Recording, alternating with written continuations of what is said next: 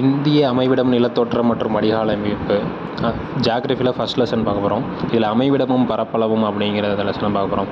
இந்தியாவானது 8 degree 4' வட அச்சத்திலிருந்து 37 degree 6' வட அச்சம் வரையிலும் இருக்குது.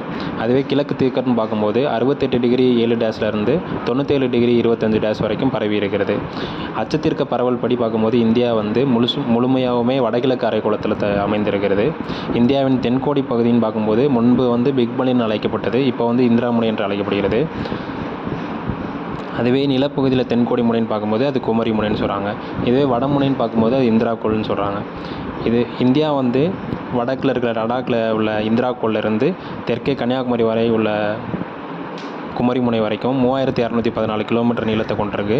அதே மாதிரி மேற்கே குஜராத்திலேருந்து ரான் ஆஃப் கட்சிலேருந்து கிழக்கே அருணாச்சல பிரதேசம் வரை 2933 கிலோமீட்டர் நீளத்தை கொண்டுள்ளது. 23 டிகிரி 30'ங்கிற வட அச்சமான கடற்கரையை வந்து இந்தியாவை வந்து மையமாக அமைந்து ரெண்டாக பிரிக்குது இந்தியாவை. இதில் வந்து தென்பகுதி பார்க்கும்போது வெப்பமண்டலமாகவும் வடப்பகுதி வந்து மித வெப்பமண்டலமாகவும் இருக்கிறது.